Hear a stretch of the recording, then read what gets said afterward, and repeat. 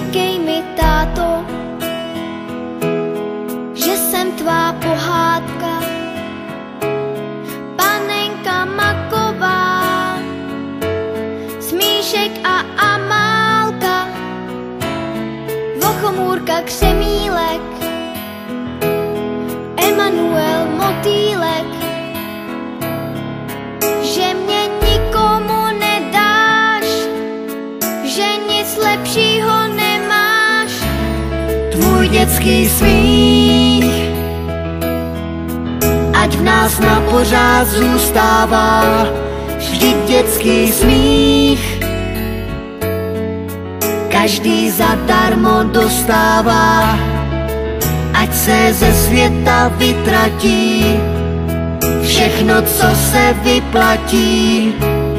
Víš, já tě nikomu nedám, já nic lepšího nemám, než tvůj dětský smích.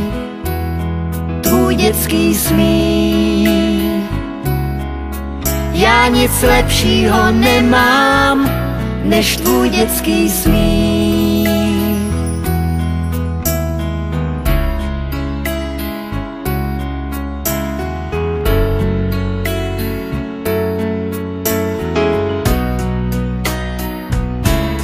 Říkej mi, princezno, že jsem princ pohádky, co přijel za tebou na pořád na svátky. Já byl bych bez tebe, už na věky bez sebe. Já šel bych až do nebe, modrý ukrást jen pro tebe. Víš, já tě nepustím, vždycky všechno ti odpustím.